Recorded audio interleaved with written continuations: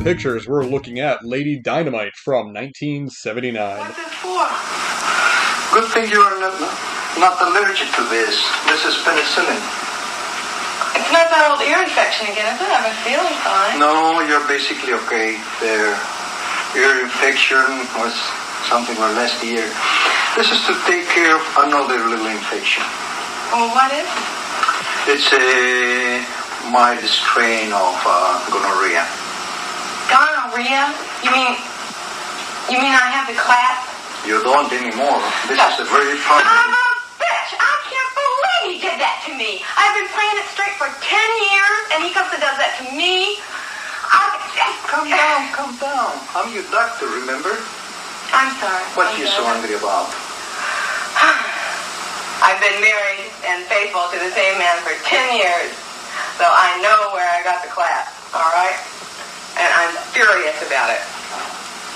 Well, incidentally, in order to avoid a reinfection, ask him to come over. There'll be no charge. I'll give him another penicillin. Oh, we'll avoid a reinfection, but it won't be, I don't care if he dies with it. So, unbeknownst to me, I discovered tonight that I actually own this on DVD, because I went to go watch it, I looked through my personal database that I use for all the films that I own, and this didn't come up there. So I said, alright, I will have to find another way to watch it. So I watched it on a lower quality, look like scanned from VHS copy, and I happened to peek over my DVDs, and I see here that I actually have a double feature from Carlos Tobalino, who directed tonight's film, Lady Dynamite, and he also directed this other film that I have here, Come Under My Spell.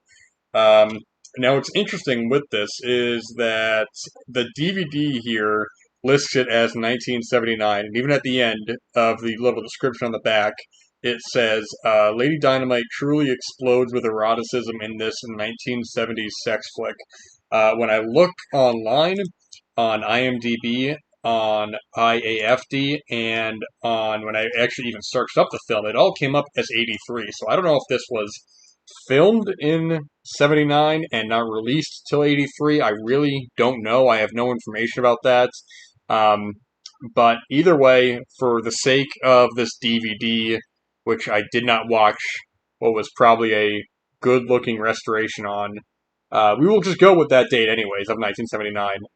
Instead, I watched it on a fairly low-quality rip online. So much so that I even got one of the actors mixed up, because the quality was not great. Anyways, Lady Dynamite, directed by Carlos Tobalino, who I think I actually own some of his other films. At least Jungle Blue, which I think I've seen, but I could not tell you anything about it.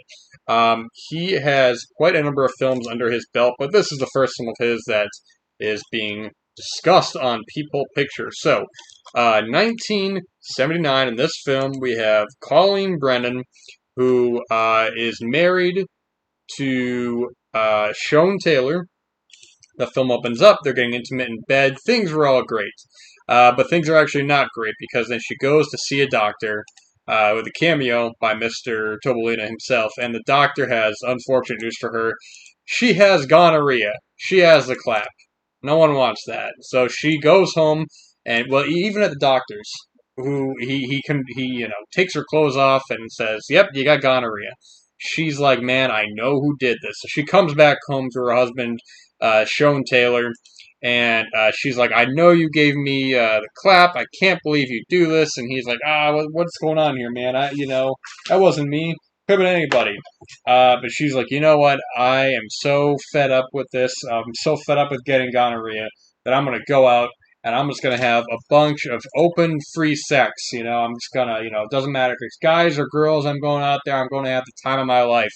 Now, right off the bat, when I say that I watched a copy of this that was low quality, I mean that because it got me confused, in part due to the editing of this. So at the beginning of the film, it opens up with a love scene between Colleen Brennan and Shone Taylor. That's all good. That's all great.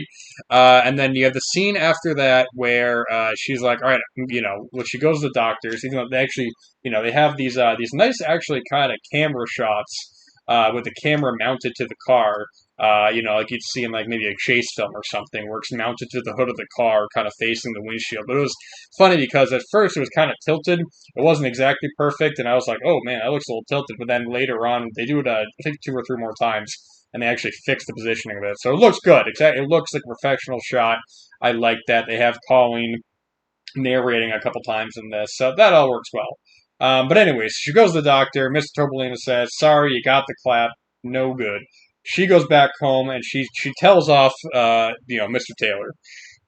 She says, "I'm done.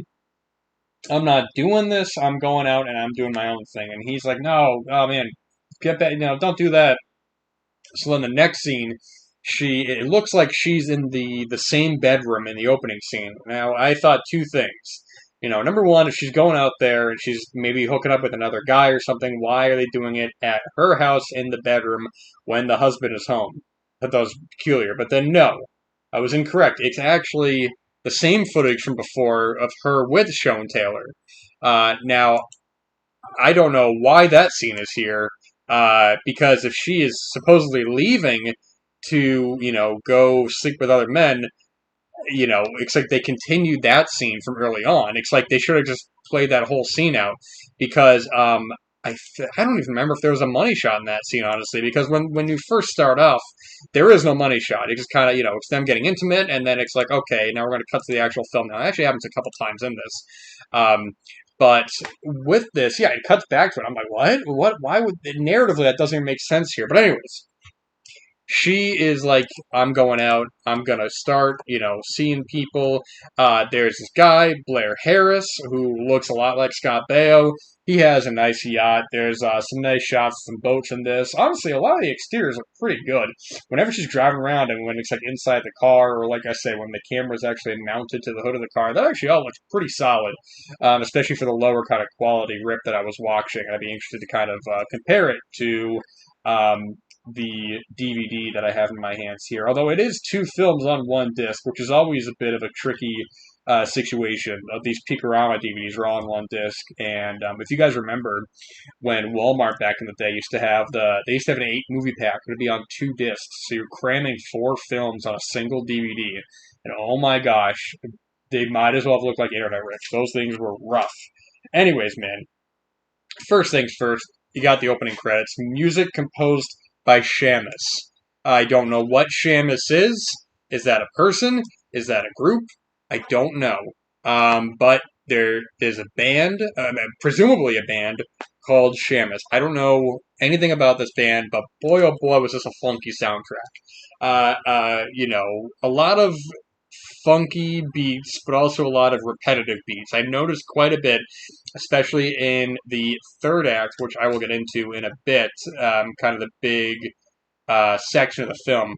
They were playing some songs that I'm just, even if I'm not totally listening to the music directly, I'm just hearing the same kind of beats again and again. And I'm like, man, they really love that riff. And funnily enough, you have those songs. Or maybe I should save that part actually for when I get to that section. That section. Say that sanction. Good lord, I'm losing it. But anyway, so the plot itself is very straightforward. It's her going on this kind of sexual quest to kind of liberate herself. But I think there's 2 kind of problems with that. Number one, they don't really give any sort of incentive or any kind of idea that she has not fully been fulfilled sexually. You look at something like The Devil and Miss Jones, you have Gloria Leonard in that film, and it's great because it took her until death to kind of come to terms with her, with her sexual longing of the life that she didn't live while she was alive. So now that she has the opportunity to, and we see the desperation in her, even from the opening of that film when we have the flash forward, and it's her very desperate, wanting to be very sexual. And we got a good sense that, okay, this woman has been sexually deprived. She now has one more opportunity to go out there and really kind of live up. Cool, we get it. Here, they don't really establish that. I thought that was kind of a big problem where I think it would have been more interesting if, early on, I was thinking about when she's like, oh, well, I know who it is. The husband. It's Shone Taylor. It has to be him. It's no one else. So it's like, okay, uh, you know, how long has he had gonorrhea for? Is this something recent? Is this like, does he not care? Because he kind of denies it at first. He's like, I don't have gonorrhea. What are you talking about? He seems like, he's in denial, but he's not really that concerned. There's no real kind of stakes there. There's also no reason for her to kind of go out and be promiscuous like that, because she gets a shot from the doctor of like what, penicillin or something, and she's like, all right, I'm gonna go out and I'm just gonna start having sex with a bunch of people. And it's like, well, man, one, you might give them gonorrhea, and then two, they might have gonorrhea. No one wants that, man. You left your husband for that. So anyway, so he's left all at home. He's got to think about what he's done while she goes out on the town.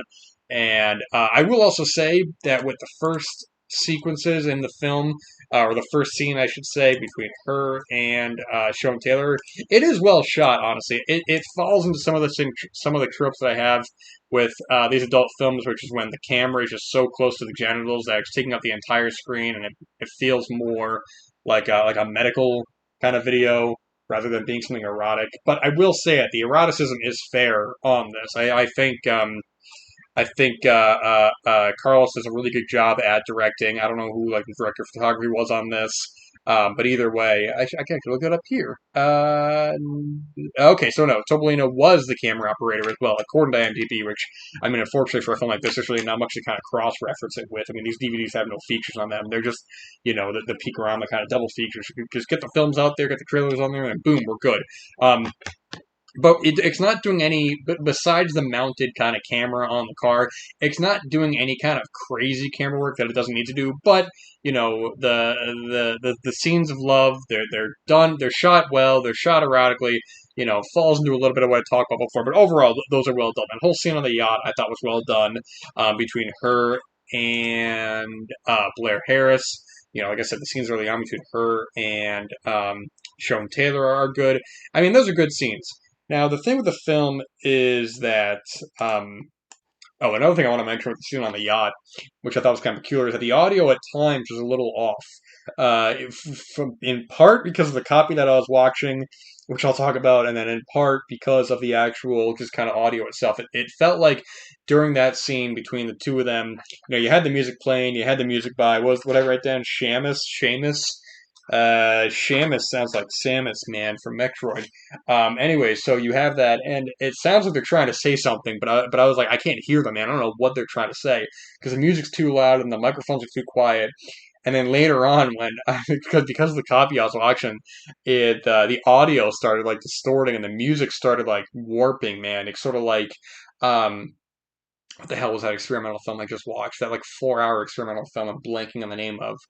Oh my gosh, I can't remember the name of it. Oh my gosh. Anyways, but in that film, they distort the music, and it sounds like it's like the pictures being like dropped, and it happens here because of the copy, not because of the film itself. And it was very funny to kind of hear that what sounds like a nightmare. This like nightmare kind of soundtrack against these sort of erotic scenes. But anyways, we have that first half.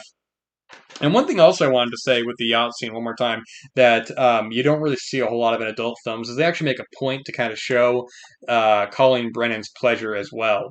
So they have, I think that this was actually the first money shot in the film, from the previous two scenes. I mean, I guess technically one scene, but, cut up two times, or cut up to be in two different places. But here, so they have their money shot, it's all good, and then you actually have, the scene still going on, and you have Colleen Brennan actually finishing herself, which is, we don't see it full on. We just kind of get a reaction. But I thought that was such a unique kind of thing to do, which is something wild to say, like a unique sort of thing to do. You see so many of these adult films, and you're like, something as simple as that, you would imagine more of them. But the fact they actually put in the effort to keep that scene going to show that, with Colleen's character, she is actually achieving the pleasure that she wants to. It's not solely just go out and be like, well, I'll just, let a bunch of guys do their thing and I'll be happy, this and that, which would have been fine on its own. It's just a film or anything like that. But the fact they actually did that, I was like, you know what? They could have easily cut to the next part of it, but they kept that. The scene even went on a little bit longer after that, and I thought it was a well done thing to do, man. So there you go.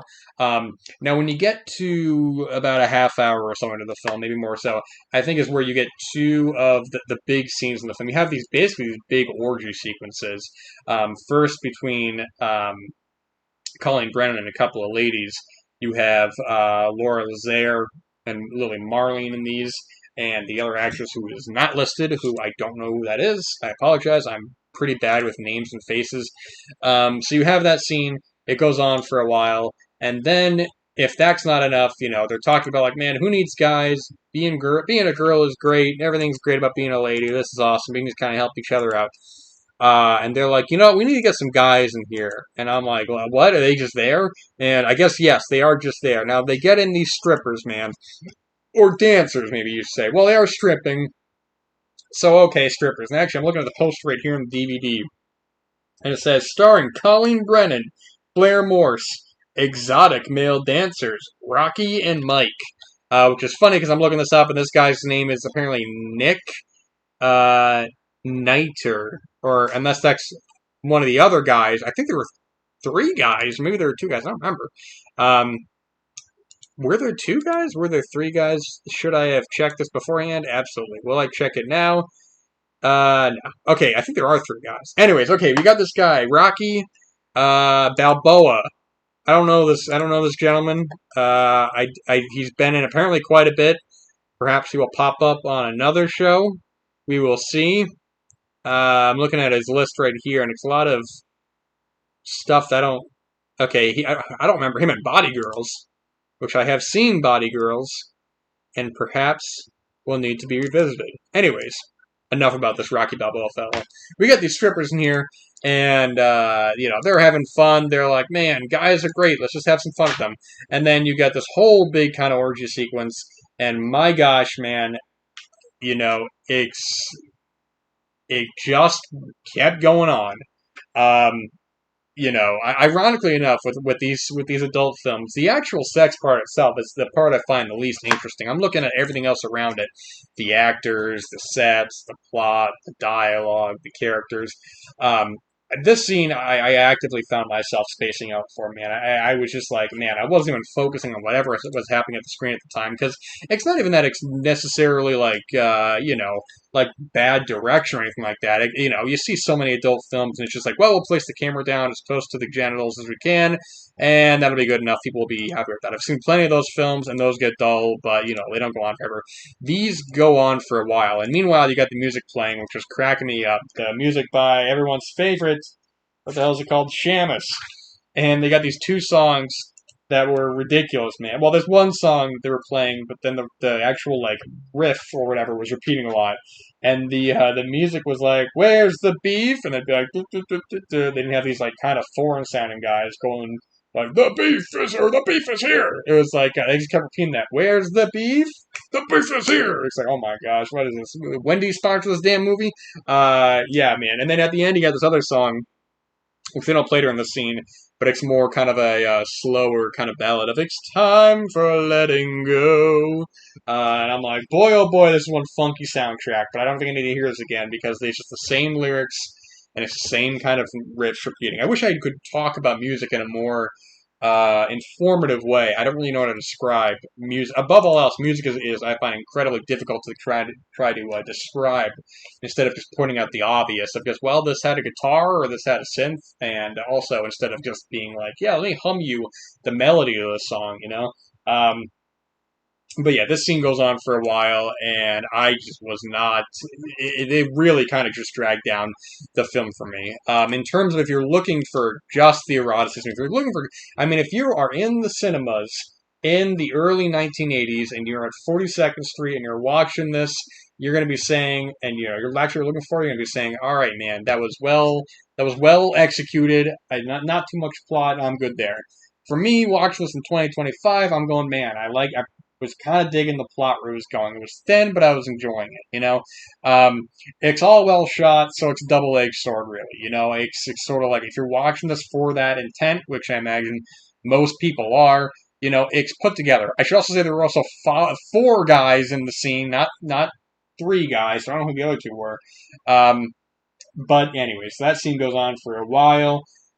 And it goes on, and it goes on. Everyone's having fun. There's money shots. Well, not a whole lot of money shots. Actually, it's funny. There's a strong lack of money shots in this film. I don't think there's not one for every situation. But anyways, so by the end, Will she be able to fix her marriage with Shone Taylor? Well, you'll have to see the film to find out. But anyways, the ultimate kind of point of the film, I suppose, is this sort of like the women's a woman taking control of her sexuality again. She's in a marriage where she can't really trust her husband, and she really only has sex when he wants to. Just from some of the dialogue, we can kind of imply that. Um, so she's gonna go out there. How she knows these girls, I have absolutely no idea. She kind of just shows up. As for Blair Harris's character, she talks about there's this guy who's always wanted to have sex with her, so she just ends up meeting him there that way. Ultimately, it doesn't really matter. It's just the set pieces. It's just, you don't really need an introduction to these characters, but it was kind of funny how they had that at first, like, who am I going to be intimate with? Oh, I know this guy. And then they have that scene, and then the next scene, they just have all the ladies together. Doesn't really matter. It's what it is. But then yeah, you get to the end of the film. It also ends kind of awkwardly. It ends with like a fade out, and it's not. I can't really. I guess I can't really say spoilers because I don't think people really. I don't want to spoil the film for you. But do you really? Are you really be upset about spoilers? I don't really. What about that? Anyway, so Shone Taylor is like, hey, well now we're back together. We're gonna restart our sex life. Everything's good in that. She's like, back together. We're not back together. And then he just kind of fades to black, and it's like what? What happened there? Strange. It's a weird way to end the film, but at the same time, it's the end of the sex. The credits roll. You go home. You take a nap. She's like, I've changed my. Or no, she comes back. I'm sorry. She goes back to the house. She goes, I've changed my ways. And I'm thinking, what ways are those? You just had a bunch of sex. You probably are going to get gonorrhea if you keep doing this, man. Um, but anyway, so the film itself. It's not great, but it's not bad. It's very much like a middle of the road sort of film. The sex is shot well. It avoids the cliches of a lot of these adult films of the way that's framed. It feels more like a vehicle for Colleen Brennan since she's in every sex scene. She's solid in the film. I think she's a good actress. She's able to hold her own. I mean, no one really does bad in the film. Even when you get to like the strange kind of it's like male stripper characters, it's like what are we doing? But it's entertaining at least. I mean, it's really when you just get to the orgy stuff in the mansion that I really started to kind of space out, and I really started to become aware of the runtime on this. But I mean, overall, I'm very middle of the road on this. I think the first half is I would say actually the first act is stronger than the rest of the film. But it's not bad. If you have it on a double DVD with Come Under My Spell, which I have not watched yet, but if you happen to have that, you can find it cheap. I think you will be fulfilled, so to speak. It's a good, above all else, it's a good showcase for Colleen Brennan as an actress. She is very good in the film, and it is shot well, and it has plenty of eroticism there. So there it is, 1979 or 1983, whatever year it is. Lady Dynamite, Carlos Tobalino. So that'll do it for this episode of Peephole Pictures. Thank you guys so much for listening. I appreciate it. You can check out the show on Instagram under the name Peephole Pictures. It's very easy to find, or at least I hope it is. And yeah, my gosh, yeah. So the moral of today's episode, make sure you check your collection, that you got your damn movies. We're not watching the VHS rip on the internet and with 1,000 ads going off. Oh my gosh, the ads were wild on me. You press pause and then 1,000 ads come up. Anyways, thank you for listening, and until next time.